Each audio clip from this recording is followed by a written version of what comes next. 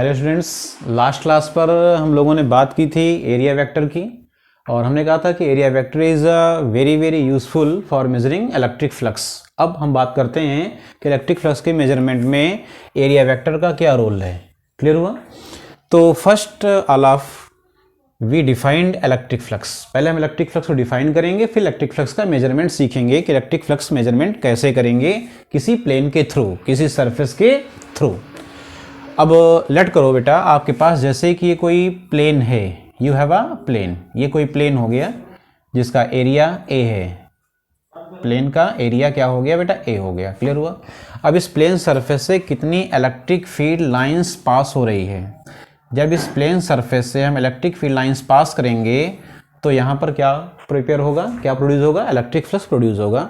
अगर electric field की intensity of electric field is E, इसका मैग्नीट्यूड क्या, इलेक्ट्रिक फील्ड का मैग्नीट्यूड ई है, तो कितना फ्लक्स यहाँ पर पास हुआ है, कितना फ्लक्स जनरेट हुआ है, ये मेजर करना हमें है। क्लियर हुआ? तो अगर हमारे पास ये प्लेन हुआ, प्लेन का area vector that is a n cap, जिसको हम लोगों ने क्या पढ़ा था? Area vector. एरिया वेक्टर क्या है? Area vector is a unit vector drawn normally on the surface. ये एरिया वेक्टर हो गया। इलेक्ट्रिक फील्ड हमारी ऐसे पास हो रही है उस सरफेस से। तो जब इलेक्ट्रिक फील्ड पास होगी सरफेस से तो एरिया वेक्टर के साथ कुछ ना कुछ क्या फॉर्म करेगी? एंगल फॉर्म हो रहा है। लेट कर लो, ये एंगल फॉर्म हो रहा है एन कैप के साथ। तो इलेक्ट्रिक फील्ड का कितना इफेक्ट इस एन कैप के अलोंग पास हो रहा है। तो एन कैप के अलोंग अगर हम इस इलेक्ट्रिक फील्ड का कंपोनेंट निकालेंगे, इसका इफेक्ट निकालेंगे, तो क्या इफेक्ट आएगा? ई कॉस थीटा इफेक्ट आएगा। ये ई कॉस थीटा इफेक्ट किसके अलोंग है? एन कैप के अलोंग है। It means it is a normal electric field through the plane. ये जो इलेक्ट्रिक फील्ड है वो इस प्लेन के क्या है? नॉर्मल है, which is E cos theta. अब हम बात करें कि टोटल कितना इफेक्ट इस नॉर्मल के थ्रू पास हो रहा है। तो टोटल सरफेस एरिया ए है और एक पॉइंट से, एक सिंगल पॉइंट से कितना इलेक्ट्रिकल इफेक्ट पास हो रहा है एन कैप के अलोंग? ई कॉस थीटा। तो टोटल एरिया से कितना पास आउट होगा इलेक्ट्रिकल इफेक्ट, कितना पास आउट होगा इलेक्ट्रिक फील्ड का अमाउंट। तो इसको अगर हम कैलकुलेट करेंगे तो इलेक्ट्रिक फ्लक्स मीन्स क्या? Total electric field lines, total electric field lines passing through the surface. उस सरफेस से कितना इलेक्ट्रिक फ्लक्स पास हो रहा है? Passing through the surface. Surface से कितना इलेक्ट्रिक फील्ड टोटल पास हो रहा है। वर्ड आया है बेटा passing through the surface. Passing through the surface means क्या? एन कैप के अलोंग, क्योंकि इस सरफेस को रिप्रेजेंट करता कौन है? इस सरफेस को बेटा रिप्रेजेंट करता है एन कैप। किसी भी सरफेस को, कहीं पर भी कोई सरफेस आपने ड्रॉ कर लिया तो सरफेस को रिप्रेजेंट करने के लिए हम लोग किसको यूज़ करते हैं? एन कैप को रिप्रेजेंट करते हैं। तो इलेक्ट्रिकल इफेक्ट एन कैप के अलोंग कितना पास आउट हुआ? ये कॉस थीटा। और टोटल एरिया से कितना पास आउट हो गया? अगर हम टोटल सरफेस एरिया इसको कंटिन्यू करेंगे तो रिजल्ट क्या होगा बेटा? E cos theta into A. This is the total field lines passing through the surface. Electrical flux आ गया हमारा phi E equal to E A cos theta. This is the formula of electric flux. ये electric flux का formula हो गया। That's clear? यहाँ पर जो वर्ड्स हैं इनको क्लियर होना चाहिए। Is a intensity of electric field, A is a area of plane, जो आप प्लेन यूज कर रहे हो उस प्लेन का एरिया है। अगर ये प्लेन एक रेक्टेंगुलर है तो लेंथ इज अ एल। अगर हम इसके लेंथ को एल कह दें, ब्रेथ को बी कह दें, तो आप एरिया क्या लिखोगे? एल इंटू बी कह दोगे आप। ठीक है? अगर ये एक इस तरह से कोई सर्कुलर लूप है या सर्कुलर सरफेस है तो सर्कुलर सरफेस में आप एरिया क्या यूज करोगे? पाई आर स्क्वायर यूज कर देंगे। That's clear? और यहाँ पर ई क्या है? Electric field intensity. यहाँ पर ई जो है वो इलेक्ट्रिक फील्ड इंटेंसिटी को शो करता है। That is a formula of electric flux through the surface. That's clear? Note कर लीजिए इसको। और यहाँ पर अगर हम इस फॉर्मूले को एक वेक्टर फॉर्म में करेंगे रिप्रेजेंट, इसका वेक्टर फॉर्म क्या आएगा? तो इसको अगर हम वेक्टर फॉर्म में लिख लेंगे, यहाँ पर इसका रिजल्ट का वेक्टर फॉर्म क्या आएगा? तो रिजल्ट का वेक्टर फॉर्म शो करने के लिए हम लोग यूज़ करेंगे phi E is equal to. अच्छा, अब बात आती यहाँ पर है कि वेक्टर फॉर्म शो करने के लिए पहले हम इसको जस्टिफाई कर लें कि इलेक्ट्रिक फ्लक्स एक वेक्टर क्वांटिटी है या एक स्केलर क्वांटिटी है। तो फर्स्ट ऑफ ऑल जैसा कि डिफिनेशंस में लिखा है, total electric field lines, number of total electric field lines, तो ये एक्चुअली एक नंबर को शो करता है। इलेक्ट्रिक फ्लक्स का बेसिक लॉजिक क्या है कि ये एक रिप्रेजेंट्स करता है किसको, नंबर्स को, number of electric field lines. तो अगर ये नंबर्स को शो करता है तो इलेक्ट्रिक फ्लक्स जो होगा वो हमेशा क्या होगा, it is always a scalar quantity, ये हमेशा एक स्केलर क्वांटिटी है। क्यों? क्योंकि एक नंबर को शो करता है, it is a number, that's basic word, इसको ध्यान रखिएगा। अब हम बात करते हैं इसका वेक्टर फॉर्म क्या आएगा। अगर ये स्केलर क्वांटिटी है तो यहाँ पर डॉट ऑपरेटर यूज होगा, तो क्या फॉर्म आ गया, E dot A, this is the vector form of this formula, this is the electric flux is given in this form, that's clear. अगर हम इसकी कभी भी यूनिट लिखना चाहेंगे तो इसकी यूनिट जो है इलेक्ट्रिक फील्ड क्या है, न्यूटन पर कूलम्ब, आपने पढ़ा है। इलेक्ट्रिक फील्ड का जो बेसिक फॉर्मूला होता है F upon q naught, it is so newton per coulomb, area means newton, area means metre square, तो what is the unit, newton metre square per coulomb. और electrostat में आपने electric field के लिए एक formula और यूज करते हैं, negative gradient, potential gradient, delta we upon delta x, electric field के प्लेस पर। तो अगर हम यहाँ पर इलेक्ट्रिक फील्ड की यूनिट इस फार्मूले के अकॉर्डिंग निकालेंगे तो वोल्ट पर मीटर हो जाएगा बेटा, this is volt per metre into metre square, this is the also unit of electric field, newton per coulomb and volt per metre, both is the unit of electric field. Now it will be cancelise, so unit of electric flux will be volt into metre. आप यहाँ board में एक question unit का जरूर रखते हैं, specially CBSE board में।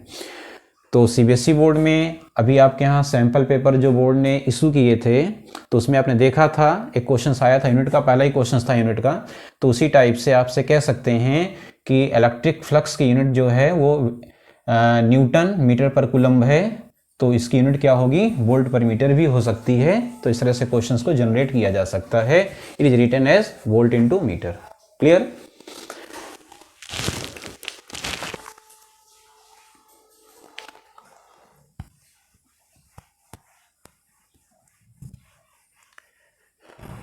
तो अब हमारे पास क्वेश्चंस अगर आएगा तो क्वेश्चंस हम इलेक्ट्रिक फ्लक्स का दो तरह से सॉल्व कर सकते हैं।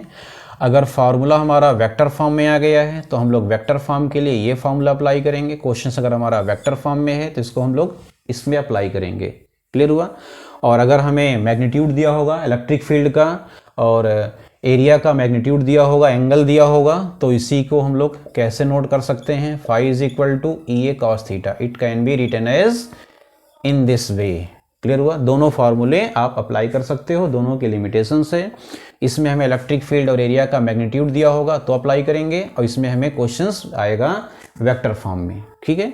तो अब हम जैसे क्वेश्चंस आपको अप्लाई करने जा रहे हैं, और एक चीज़ और समझ लें पहले हम, ठीक है। इलेक्ट्रिक फ्लक्स वेरी कैसे करता है, ये कैसे वेरिएशन इसका आएगा, तो इसमें दो सिचुएशंस हम पढ़ते हैं। जैसे कंडीशंस फर्स्ट पढ़ते हैं, लेट करिए आपके पास ये जो है एक इस तरह से एक प्लेन दे दिया है, ये आपके पास एक प्लेन हो गया, इस प्लेन पर आपने एक इलेक्ट्रिक फील्ड को क्या कर दिया, पास आउट कर दिया। जैसे हम लोग प्लेन एक ऐसे ले लें, ये हमारे पास एक प्लेन हो गया ऐसे, इस प्लेन हो गया, इस प्लेन का एरिया क्या हो गया, लेट कर लो ए, और इस प्लेन पर हमने क्या ड्रा कर दिया, इस प्लेन पर हमने ड्रा कर दिया एन कैप। एन कैप के बारे में सभी को आइडिया है, क्या है n cap, what is n cap, unit vector, ठीक है, दिस इज यूनिट वेक्टर, और ये इस एरिया की डायरेक्शंस को शो करता है, और इसको क्या कहेंगे हम, that is also called as area vector, ये एरिया वेक्टर हो गया, दैट्स क्लियर।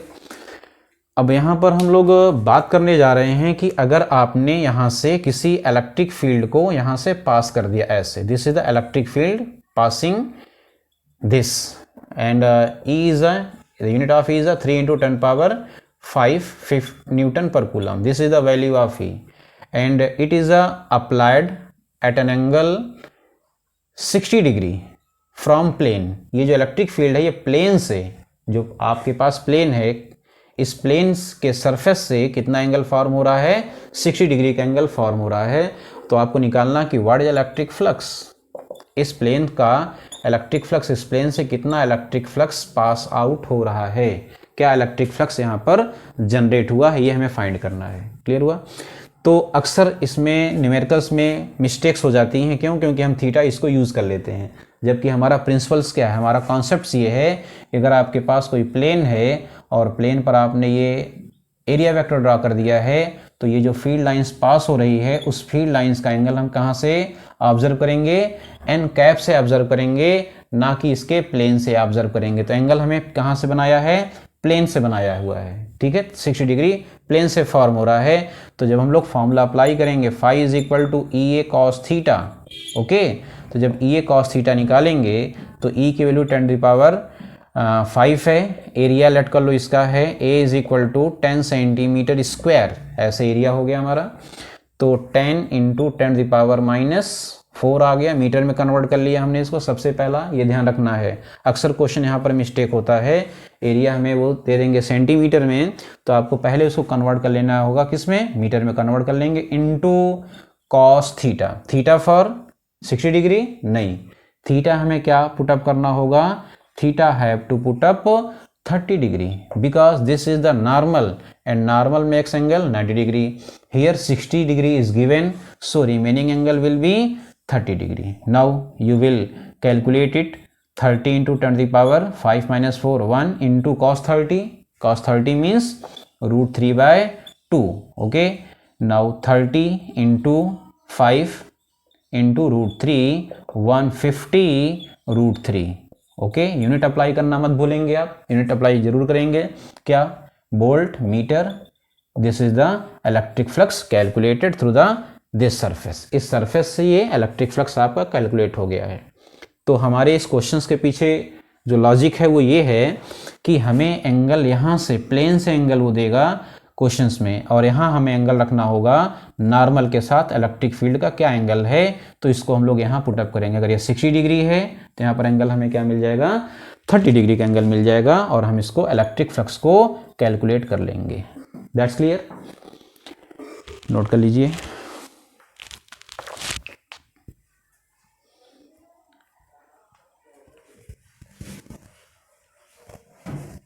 और अब हम बात करते हैं कि इलेक्ट्रिक फ्लक्स का वेरिएशंस कैसे होगा किसी प्लेन पर, कैसे वेरिएशंस होगा। तो जैसे ही हमने क्वेश्चंस बताया, अब हमें इसी लॉजिक्स पर प्लेन का वेरिएशंस देखना है कि इलेक्ट्रिक फ्लक्स वेरी कैसे करता है, ठीक है। तो हम लोग यहाँ पर पहली कंडीशंस को हम यहाँ क्लियर करने जा रहे हैं। फर्स्ट कंडीशंस क्या है, लेट करिए हमारे पास ये है plane, you have a plane is given, okay. और आपने इलेक्ट्रिक फ्लक्स जनरेट करने के लिए सबसे पहले इसके ऊपर क्या ड्रा कर लिया, एन कैप ड्रा कर लिया, दैट्स क्लियर। और इलेक्ट्रिक फील्ड लाइंस जो हैं इस तरह से हमारी पास हो रही है सरफेस पर, ऐसे इलेक्ट्रिक फील्ड लाइंस पास हो रही है। This is the E, electric field lines हो गई है। तो अगर आपसे कहा जाएगा कि what is the theta here, तो we know that theta is the angle between direction of electric field and n cap. Both are parallel, electric field and n cap are parallel, then theta will be 0 degree. It means when electric field lines perpendicular to the plane, तो आप क्या कह सकते हो, E is perpendicular with the plane. जो electric field lines है वो plane के साथ क्या है, परपेंडिकुलर है। तो अक्सर यहाँ पर लोगों से मिस्टेक हो जाती है, जब वो कहेंगे कि परपेंडिकुलर वर्ड आया, तो परपेंडिकुलर वर्ड में 9 डिग्री अगर आपने पुटअप कर दिया तो आपका क्वेश्चंस गलत हो गया। यहाँ पर अगर उन्होंने परपेंडिकुलर वर्ड यूज किया है तो परपेंडिकुलर इलेक्ट्रिक फील्ड प्लेन के परपेंडिकुलर है। If electric field is perpendicular to the plane, it means it is parallel with the n cap, okay. तो perpendicular with the plane means parallel with the n cap, ये n cap के parallel है, clear हुआ। और हमें angle जो है वो एन कैप के रिस्पेक्ट में रखना होता है, तो पैरेलल मीन्स 0 डिग्री हो गया।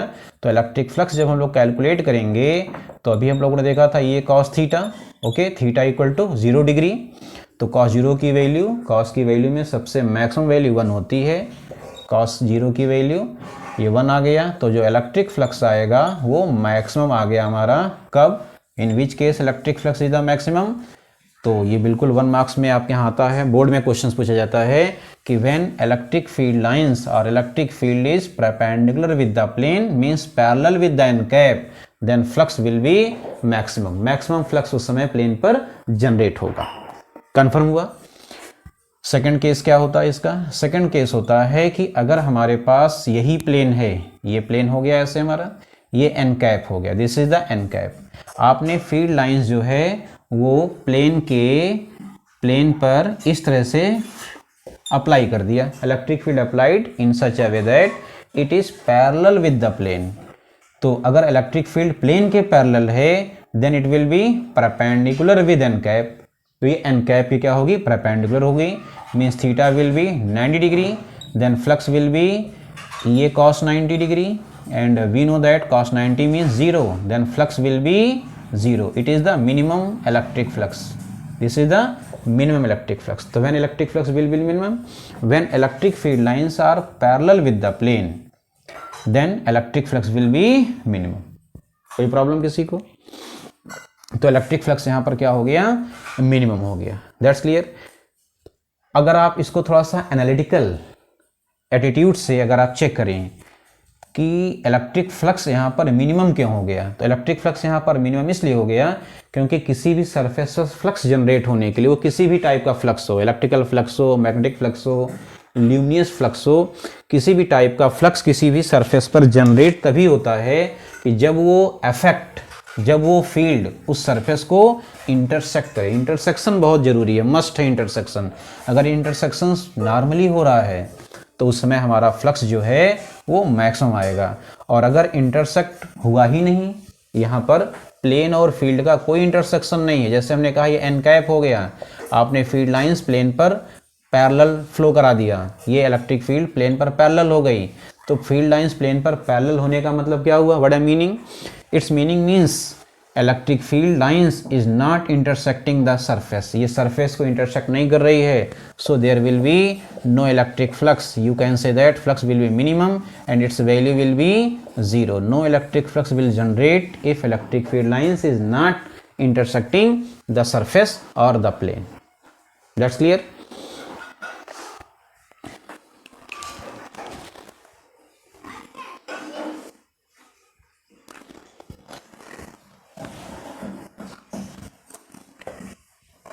और अब इस पर एक क्वेश्चन हम लोगों को देना है, जैसे वेक्टर फॉर्म में अगर क्वेश्चन आ गया तो एक एग्जांपल्स हम आपको क्लियर करने जा रहे हैं। एग्जांपल्स आप समझिएगा आप लोग, जैसे लट करिए, यहाँ पर आपके पास ये एक्स एक्सिस हो गया and it is a y axis, that's clear.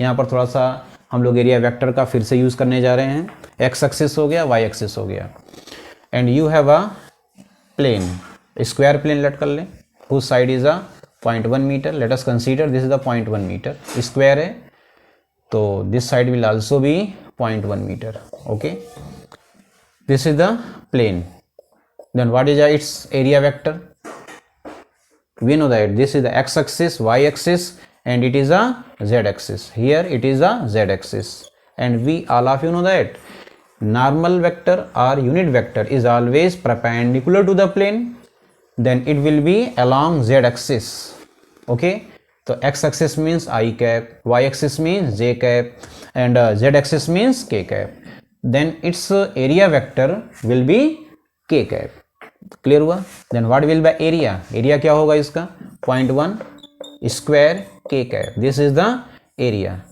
it is given in meter, so there is a meter square, okay, this is the area।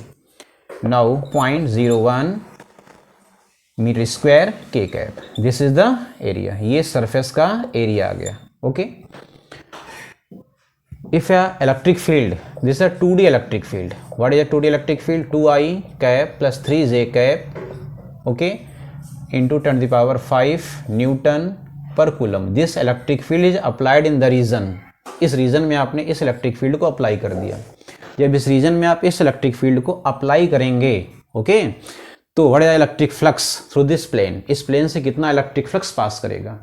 अब यहाँ पर आप क्वेश्चंस को विदाउट सॉल्व किए ही इसका आंसर आप बता सकते हो, कैसे, क्योंकि एरिया हमें वेक्टर फॉर्म में दिया हुआ है, electric field is also given in the vector form. Now electric flux will B E dot A, we apply the formula of vector form of electric flux, here 2I cap plus 3J cap dot A for 0.01 meter square k cap, okay. now all of you know that I dot k is a 0 and J dot k is a also 0, so electric flux will be 0, means no flux will generate through the plane, okay. if this electric field is applied in this region. Why?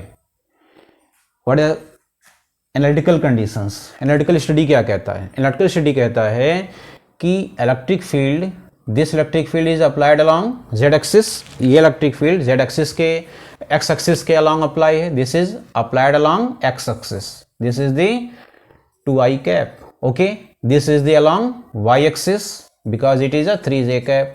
There is a no any electric field intersect the plane. इस plane को कोई भी electric field intersect नहीं कर रहा. It is parallel with the plane and it is also parallel with the plane.